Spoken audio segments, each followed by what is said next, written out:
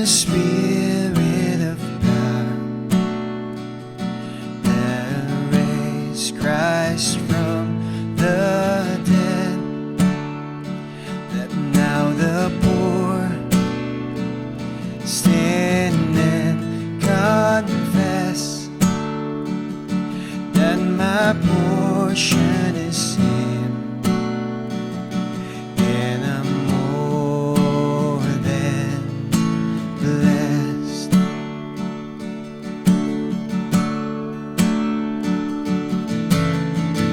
Let now our hearts burn with a flame of fire consuming, all for your Son's holy name. And with the heavens we declare, you are our King. We love you, Lord. We worship you. You are our God. You alone are good. Let now your church shine as the bride that you saw in your heart as you offered up your life. Let now the lost be welcomed home by the saved and redeemed, those adopted as your own.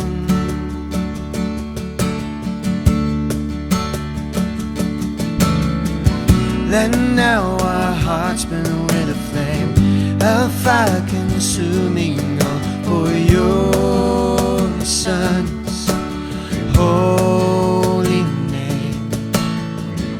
And with the heavens we declare, you are our King. We love you, Lord. We worship you. You are our God. You alone are good. You ask your Son to carry this, the heavy cross, our weight of sin. I love you, Lord, and I worship you. The hope which was lost now stands renewed, and I give my life to honor this, the love of Christ, the Savior King.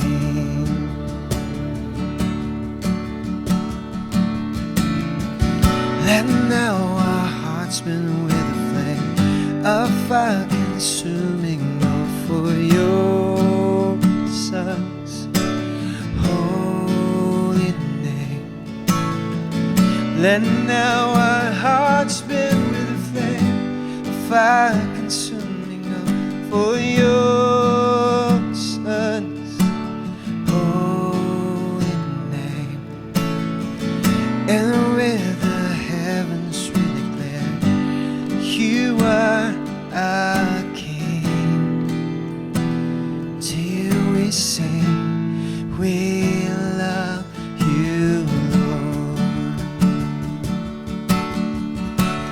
we worship you. You are our God. You alone are good. You asked your Son to carry this, the heavy cross, and I weight of sin, and I love you, Lord, and I worship you, and hope which was lost now stands renewed,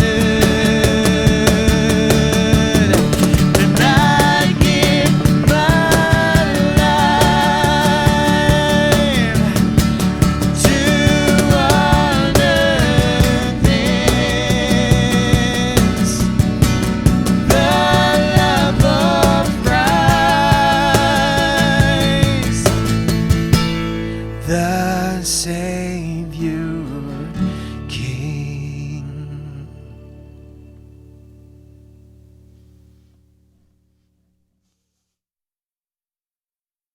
Maayong adlaw sa tanan ako mga kaigsuonan nga karon adunay panahon sa pagpamati ug pagtan-aw ni ining atong pagpadayon sa pagtuon sa pulong sa Ginoo ug ato nang ipadayon ang gipadayag. Okay, sa miaging semana ang atong giisgutan kabahin man sa gipadayag kapitulo 11. So nagpadayon ang atong pagtuon kung unsa ang panghitabo sa panahon sa Great Tribulation period o mao ang panahon sa tumang kalisod nga nahiaguman sa tibuok kalibutan o niining mga panahon na sa 7 ka tuig gusto nga kontrolahon o dumalaon ni Antikristo ang tibuok kalibutan. Sige, sa atong pagsugod magampo ta. Amahan nga langit nun, salamat sa kusog nga imong gihatag kanamo. Salamat Ginoo kay padayon kami nga magtuon sa imong pulong dinhi sa gipadayag. Nagampo ako nga tagaan nimo kami og kaalam, kaisog nga dili kami mahadlok, kundili nag-ingon ka man sa kapitulo 1 nga bulahan bisan katong mubasa niini labi na sa pagtuo og pagtuman kung unsa ang naa sa imong gipadayag. Nagampo ako nga imo kaning gamiton nga mensahe aron sa pagpahinumdom sa ako mga kaigsunan nga sa dihang magsugod na ang 7 ka tuig nga tumang kalisod ang Great Tribulation period nga gikuha na nimo kami pinaagi sa pagsakaw. Kining tanan among giampo sa ngalan ni Jesus. Amen. Karong adlaw igsuon atong ipadayon ang gipadayag din hinata sa kapitulo 12 o bersikulo 1 hangtod sa 9. Sa atong tan-awon karon ang mga tilimad-an or signs nga atong nga nakita ni Juan nya kini nga mga senyales mao ni ang panghitabo dili lamang sa 7 ka tuig nga tumang kalisod kundi bisan pa sa pagsugod, no, kay ato mang i-discuss karon bisan pa ang historical background sa nahitabo nga gubat didto sa trono sa Dios na binabatok ni Satanas nga mirebelde sa Dios. Sige, akong basahon sugod ta sa bersikulo 1 hangtod sa 9. Gipadayag kapitulo 12 bersikulo 1 hangtod sa 9. Unya nagpakita ang usa ka dakong tilimad-on didto sa langit, usa ka babae nga nagbistig adlaw ug nagtunob sa bulan ug gikoronahan siya 12 ka bituon. Hapit na siya manganak ug nagtiabaw siya sa kasakit. Unya may laing tilimad-on nga nakita didto sa langit. May dakong dragon nga pula ug may 7 kini ka ulo. Napulo ka sungay ug may korona ang matag ulo niini. Gikahig niya pinaagi sa iyang ikog ang ikatulong bahin sa mga bituon sa langit ug gitambog ngadto sa yuta. Mibarog siya sa tubangan sa babaeng hapit na mga anak, aron tukbo niya ang bata nga mahimugso. Unya gianak sa babae ang usa ka batang lalaki nga maghari sa kanasuran sa paagi nga higpit kaayo. Apan gisakmit ang bata o gidala ngadto sa Dios ug sa iyang trono. Mikagyo ang babae ngadto sa kamingawan diin ang Dios nag-andam kaniya og dapit ug didto atimanon siya sulod sa 1,260 ka adlaw. Unya may gubat dito sa langit. Si Miguel ug ang kauban niyang mga anghel nakigsangka sa dragon ug sa mga anghel niini. Apan nabuntog ang dragon ug ang mga anghel niini ug gipanghinginlan sila gikan sa langit.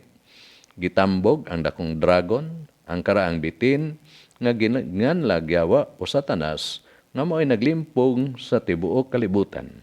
Gitambog siya uban sa tanang mga anghel niya ngadto sa yuta o dinhi sa kalibutan. So igsoon, ako lang i-guide kaninyo kung asa kini nga parte sa panghitabo. Nahitabo na ba kani o umaabot pa? So atong tanawon ang una nga tilimadon dinhi sa bersikulo 1 hangtod sa 2. So una atong i-identify kinsa maning babae nga nag-ingon dinhi nga babae nga nagbistig adlaw ug nagtunob sa bulan ug gikoronahan sa 12 ka bituon. No? Adunay usa ka grupo nga nagtudlo nga kini kuno mao si Birheng Maria. Kani adunay mga hulagway nga mao kani ang ilang gipakita sa hulagway sa ilang drawing nga adunay usa ka babae unya adunay background nga silaw sa adlaw ug unya adunay gitumban nga bulan ug gikoronahan og 12 ka bituon.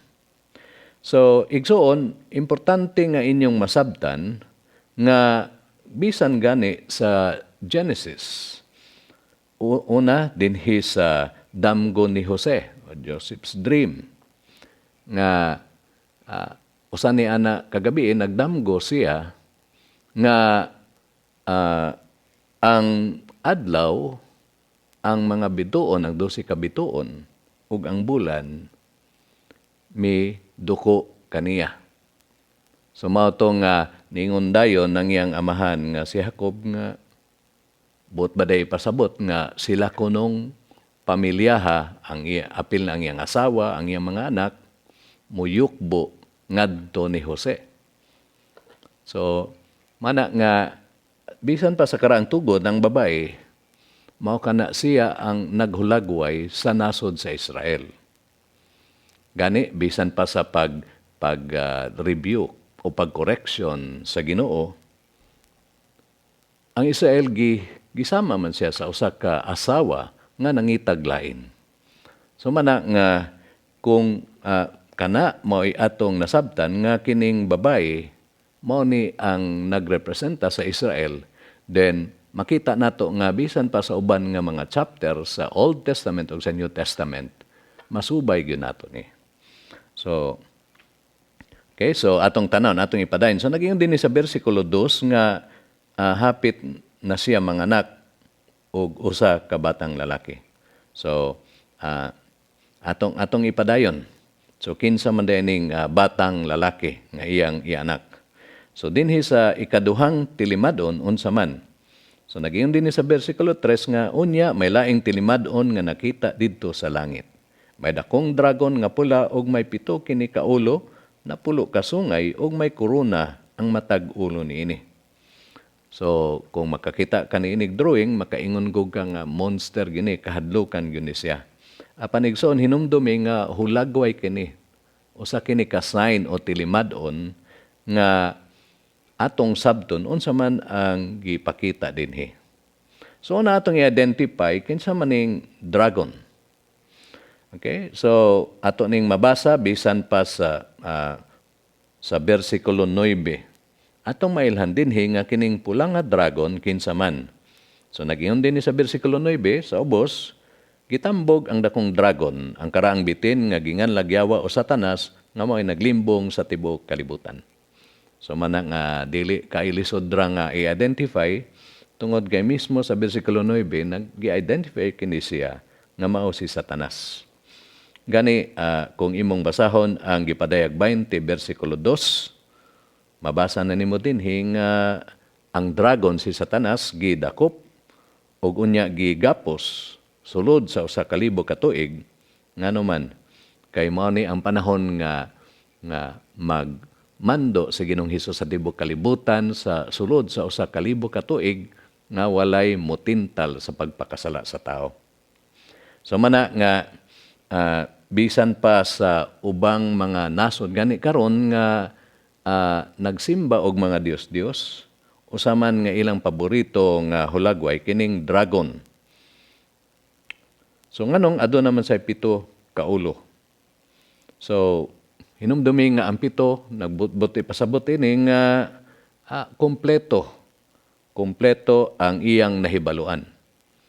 Pero igsoon dili gyud siya sama sa Ginoo nga nakahibalo sa tanang butang, omniscience. So ang 7 nagrepresenta nga kini siya aduna siya nahibaluan, aduna siya kinaadman nga dili malabwan sa tao. So manay meaning aning 7 ka ulo ang iyang pagkahibalo. So mana nga dalikatan talang mo pag ingon igsuon nga si Satanas dili makabasa sa atong hunahuna. Kundili mahikahibalo siya kung unsa sa naa sa atong hunahuna kung mosulti ta niya mosulti ta natay verbal nga pagsulti sa ubang tao o bisan sa atong pagsulat. Pero kung ato ra nang ibutang diha sa atong hunahuna dili nato isulti di ko na siya makahibalo. So mana nga usa sa mga gigamit karon nga si Satanas mahibalo sa tanang mga butang mao nang atong teknolohiya sa internet. Gani bisan pa kita nga dili makahuman og college kung aduna kitay access sa internet, puwerte natong daghanang mahibaluan tungod kay halos ang tanang mga impormasyon available naman.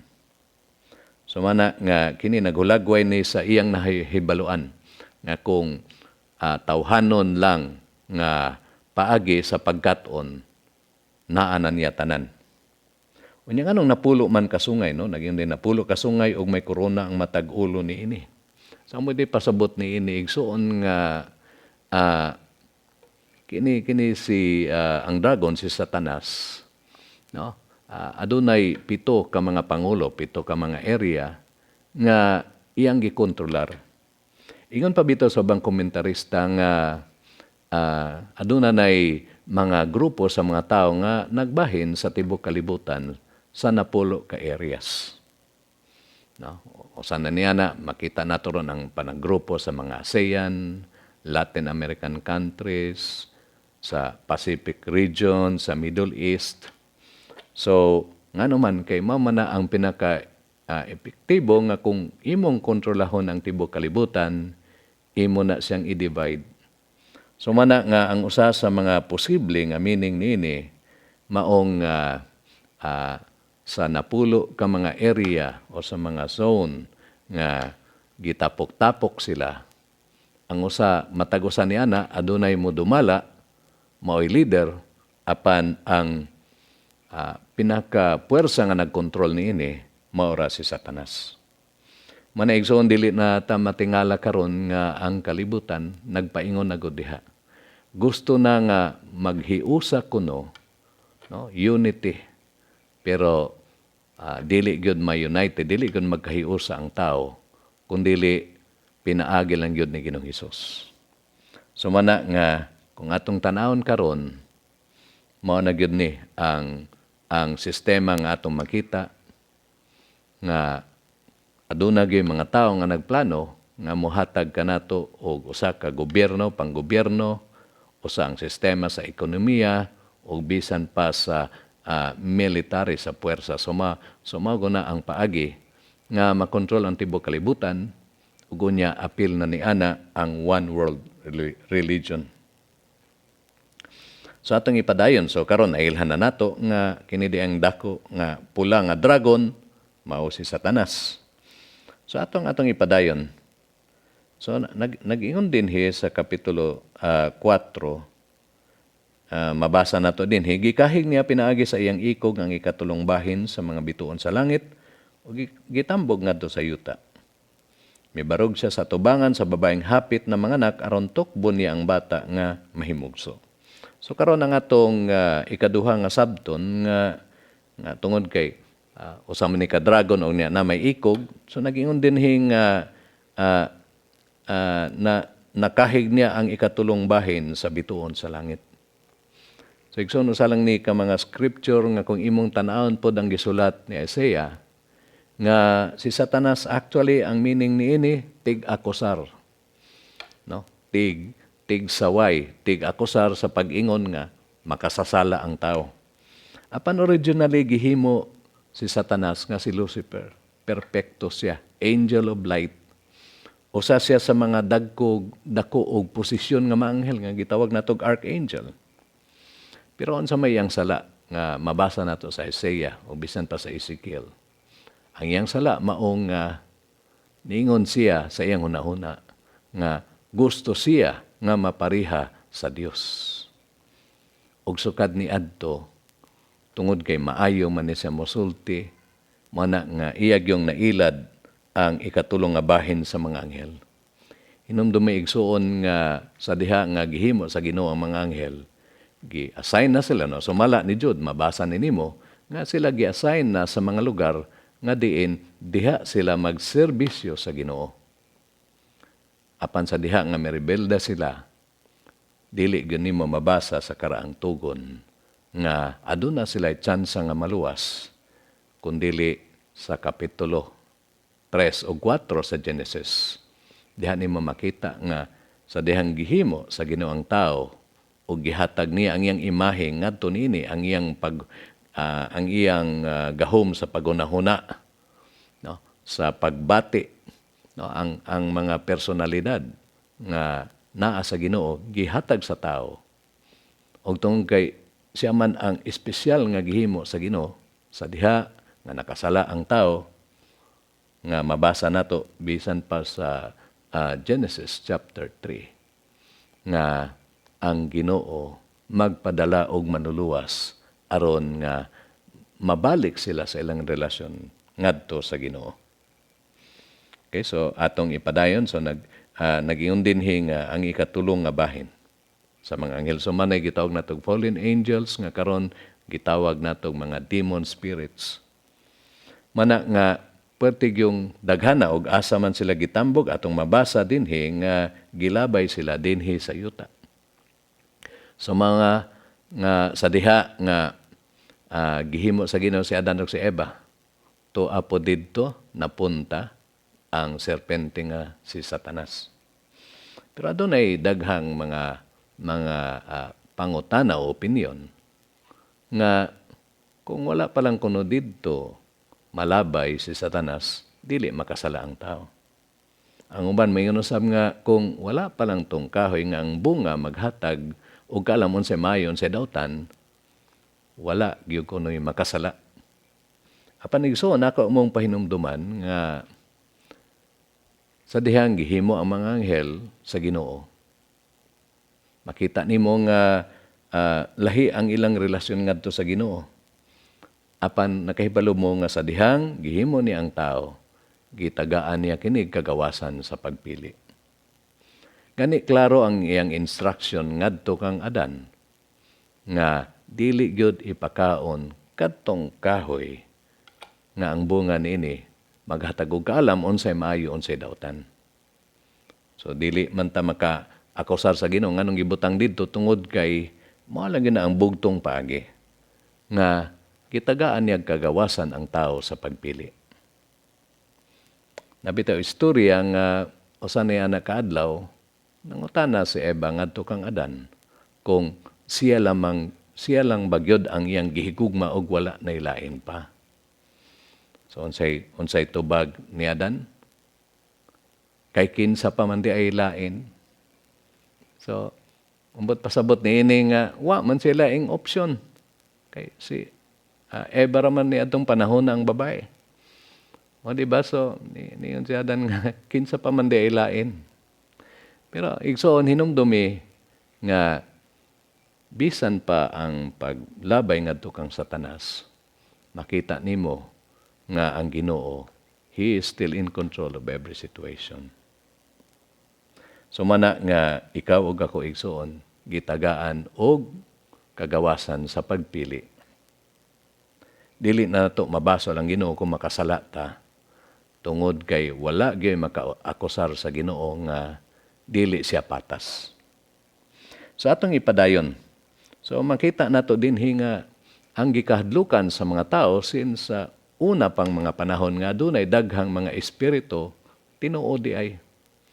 Kani dinhi sa Pilipinas usama na sa mga gikahadlukan sa mga tao labi na nga nagpuyo sa mga rural areas o sa mga bukid na para nila kung magtanom sila kinahanglan nga kung unsa toy nakatunan nila nga tradisyon nga buhaton nga dili masuko kanabang mga dili ingon nato nga naa dinha o kung magputol sila og kahoy maghimo sila og seremonya mananghid sila nganuman kay para dili kuno masuko ang mga naa diha nagpuyo nga dili ingon nato mga engkanto kapre ug uban pa nga naa sa atong tradisyon labi na sa atong mga ginikanan sa unang panahon nga hangtod karon naa pa di ay. Sumana nga daghan bitay mangutana nga namatay ko no ang ilang mga mahal sa kinabuhi unya nagpakita nga adunay anino nagkahumot sila sa perfume niini. Unya usa sa mga Bible study sa bukid ningon tong babae nga nasakit ang iyang bana kay base kuno sa pag-uman niya, nabase na doslakan nga tiil sa dilingon nato. So, manang ilahang mga gikahadlukan. So, mana nga tinuod igsuon, apan hinumdumi, nga ningon si Pablo nga tungod kay naa na ang balang espiritu kanato. Mana nga dili na taangay nga mahadlok, tungod kay mas kamhanan ang naa kanato nga balang espiritu kaysa mga espiritu nga gipalagpot sa Ginoo didto sa iyang trono sa langit. Okay, so atong ipadayon. So nag-iyon dinhing mibarog na siya tubangan sa babay nga hapit na manganak. So ako mong pasabton nga si Satanas nakahibalo na gud siya bisan pa sa Genesis chapter 3 ug 4 daan nga magpadala gyud ang Ginoo og manluluwas og kini gikan sa babay. Okay? So mana nga kung atong tan-awon sa ilang history, nga, for example, nganong aduna may mga Ginoo ni atong panahon na nga nag-establish labi na kani si Molech, God of Fire. Ngano man nga ang ilang isakripisyo mga ilang unang anak nga lalaki, firstborn son yun na. Nganong dili man ang second or mga babae, mga baby, kundi firstborn son. Tungod kay mao na ang gihimo ni Satanas, iyan ang giatangan daan. Labi na kining mga bata nga natawo nga mga Israelita, mao na iyang giatangan nga dili siya malutsan. Gani kung imong tan-awon bisan pa sa pagkatao ni Ginoong Hesus, no, si Haring Herodes sa diyang nakahibalo siya sa mga maalamon nga mga tao nga ilang gipangita ang hari sa Israel kay nakita nila ang ilang bituon. Di ba niingon si Haring Herodes nga kung ilang makita ang maong bata nga mobalik sila aron tultulan siya aron nga makasimba siya. Pero nakahibalo naman ta nga ang nag-influence ni Haring Herodes mao man si Satanas sumana nga sa dihang na iyang na-realize nga sa pipila na sobra na magtuig nga wa man sila kabalik. So unsay iyang gihimo? Nisugo siya sa mga sundalo nga pamatyon ang tanang mga bata ang duha ka tuig paubos, no, ang tanang mga batang lalaki nga naa didto, no, niadtong lugaraha sa Bethlehem, sa palibot sa Jerusalem.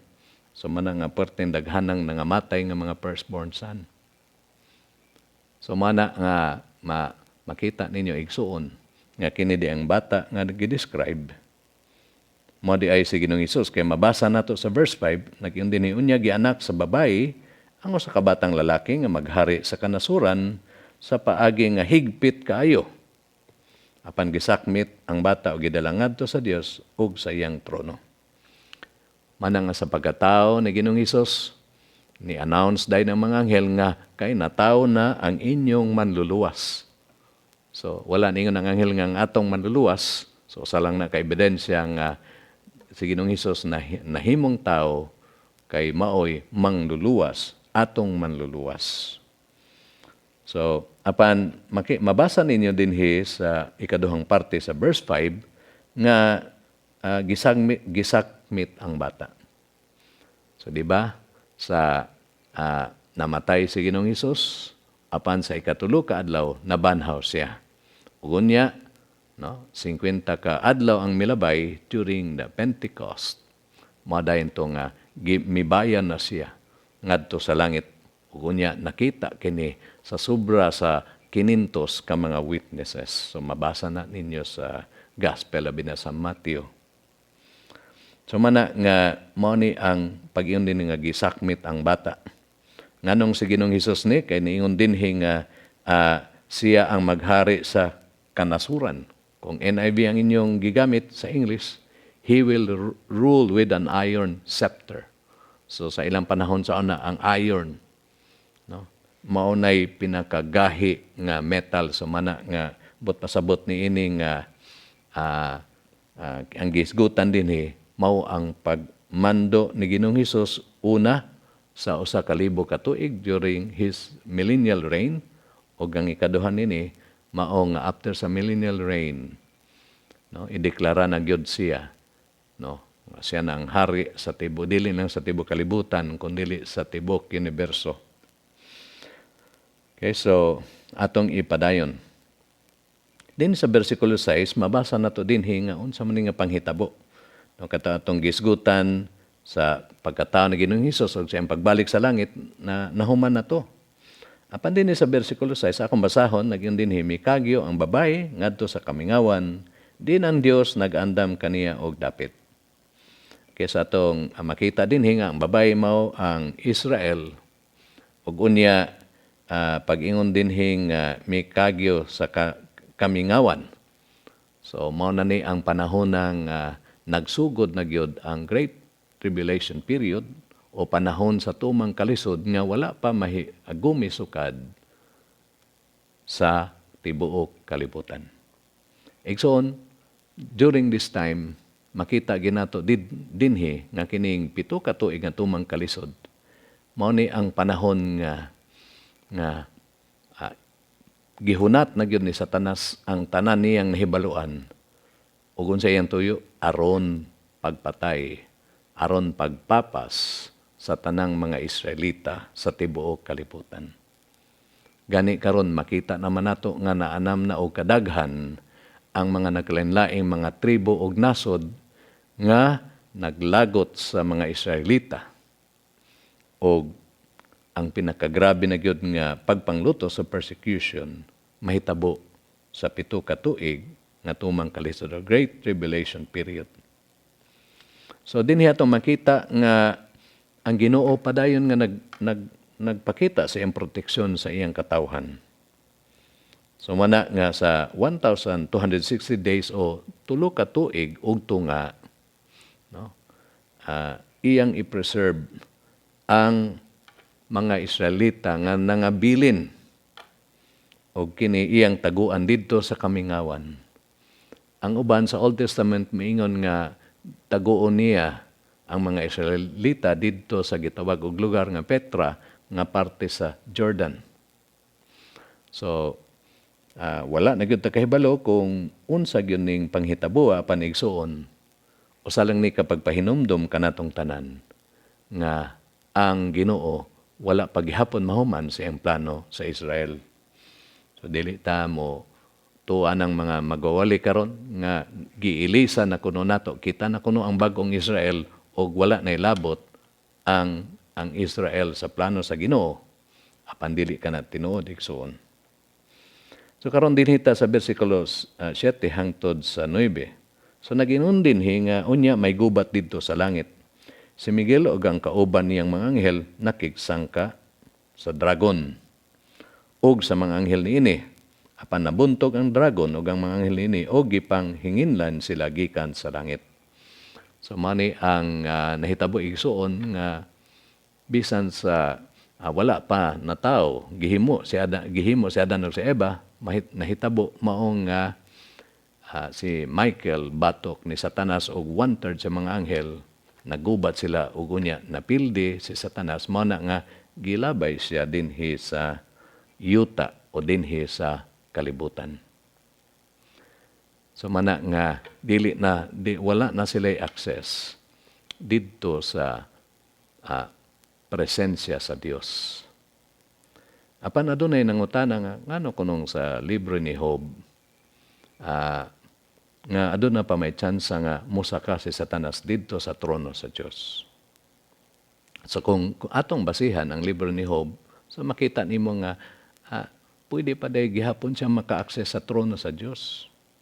Apan natong hinumduman igsoon nga kung atong basahon ang gipadayag kapitulo 20-21, makita na nimo didto nga mao na gyud ang final nga paghingilin kang Satanas nganuman kay niining panahon na ko nauna naman og pagtambog ang mini nga propeta si Antikristo ug ang ubang mga tao nga wala makadawat ni Ginoong Hesus gitambog na nga linaw sa kalayo kuyog ni Satanas. So mana nga once nga didto na itambog na sa linaw nga kalayo si Satanas, wa na gud say tsansa nga makagawas pa kay mao naman ni ang eternal punishment nga mag-anto sila hangtod sa hangtod. So igsoon dili ikatingala nga bisan sa atong Kristohanong kinabuhi karon makita nato ang gubat, no? Bersikulo 9, gitambog ang dakong dragon, ang karangbitin nga ginlagyawa o si Satanas kung may nagbimbong sa tibok kalibutan, gitambog siya uban sa tanang mga anghel niya ngadto sa yuta. So man nga igsoon, ako usan lang ni kapag pahinumdom nga bisan pa ningon na si Pablo daan nga kinahanglan nga mosulob ta sa depensa nga gihatag kanato sa Ginoo. Tungod kay kita nag-atubang gayod og dakog kupot. Daghan sa mga Kristohanon igsoon nga dili kalikayan nga nanalaw, nganuman kay aduna sila'y agreement ni Satanas. No, kapila na ko makadungog nga moingon sila nga kung magbinutan kuno sila, faithful sila nga moadto sa simbahan, nakita po nila nga nagka-increase ang ilang mga problema sa kinabuhi. Ang uban ganun mingon nga nag-ampo man ko pero wala man ko tubaga sa Ginoo, dili na lamang ko mag-ampo. Dili na lamang ko kay mag-active kay kung dasig ko sa Ginoo, mudaghan ang problema. So man ang gihimo ni Satanas, no? Labi na sa nanghitabo karon dinhi sa atong panahon kining COVID-19. Sa primero, mukha na gud ta kay health protocol man ni. Apan hinumdumi igsoon nga sobra nag-usa ka tuig. Ay kung nang mupadayon na gihapon ta nga dili ta managtigom tungod kay ang irason na unyan ini nga napang virus. Manaigsoon makita nimo nga ang spiritual battle nga gusto ni Satanas nga maguba ang mga relationship. Mana nga una ang uban gud usa na ka tuig kapin nga wala magkatapok. Ang mga bata mao ra gihapon. Ug unya didto na sila sa ilang mga gadget. So mana nga dinhi karong panahon na makita na gyud kung kinsa tong lawom og pundasyon siyang pagtuo sa Ginoo nga bisan og mag-online ra makita gihapon nimo nga on fire pagihapon siya sa Ginoo. So man igsuon, no, usa na kay dako nga pagpahinumdom nga sa dihang mo deklara kita nga sumusunod na ni Kristo, ang buti pasabot niini nga nagbalhin na kita sa atong loyalty. Ang Biblia nag-ingon nga kita makasasala, nakabsan, nahimulag kita sa himaya sa Dios o giisip kita niya nga kontra, mana nga ang resulta kung dili ta mapasaylo o dili ta makaadawat sa pasaylo sa Dios, mao nga ang atong makalag mapunta dito sa impyerno. Apan tungod sa dakong gugma sa Ginoo, siya mismo ang naghatag og paagi nga mabayran ang atong mga sala ug kini pinaagi ni Ginoong Hesus. So manaigsoon, makita na gyud nato karon ang grabing espirituhanong panaggubat. Dili na ta tagaan pa og lugway ni Satanas tungod kay nakahibalo siya nga mubo na lang kayo ang iyang panahon. So unsa may atong buhaton sa tanan nga nakakita og nakabati ni nga mensahe karon igsoon, kung wala pa nimo madawat si Ginoong Hesus nga imong manuluwas o Ginoo, hinumdumi nga kontra ka sa Dios kay makasasala ka apan kung moingon ka karon nga Ginoo pasaylo ako kay nakasala ko nimo. Ako nagtuo nga si Ginoong Hesus lang gyud ang mao'y nagbayad sa akong mga sala og gituhuan ko siya nga akong manuluwas o Ginoo sa akong kinabuhi. So nagingon ang pulong sa Ginoo, gipasaylo ka sa imong mga sala og ikaw nahimo ng anak sa Dios. Og sa dihang nahimo ka ng anak sa Dios, dili kalikayan igsuon nga ikaw mao'y puntirehon ikaw may targeto ni Satanas aron nga dili ka mo padayon sa imong pagtuo. Apan igsoon ay kahadlok tungod kay nagingon si Pablo nga greater is He that is in us than he that is in the world. Mas gamhanan pa ang naa kanatong espiritu tungod kay kini mao man ang espiritu sa Dios, mao ang balaang espiritu. Hinumdumi nakahibalo nata kung kinsa ang midaog ni ining panaggubat. Basaha ang kapitulo 19, 20, 21 ug 22 sa gipadayag. Kay makita ni mang ending nga kita gayud ang nagmadaugon kay midaog na si Kristo bisan pa ang kamatayan. Magampo ta. Amahan nga langit nun, salamat nining panahon nga imong gihatag kanako. Nga karon imong yung gipakita nga kami dili na magpaling-paling sa among Kristohanong kinabuhi, mobarog kami bisan pa nga ang tibuok kalibutan mibatok na kanamo. Nagampo ako nga padayon ka nga maghatag sa imong protection kanamo sa pag-atake, sa kaaway, bisan pa sa COVID-19. Lord, ikaw nakahibalo bisan pa sa nagihan namo nga mga pagsulay karong mga panahona sa akong asawa o sa tibuok nga mga Kristohanon sa tibuok kalibutan. Lord, tagay kami kusog og protection og salamat kay dili kami nimo biyaan og dili kami nimo pasagdan. Og salamat usab kay hapit na gyud ang imong pagsakgaw kanamo o kining tanan namong giampo sa ngalan ni Jesus. Amen. Maayong adlaw sa tanan.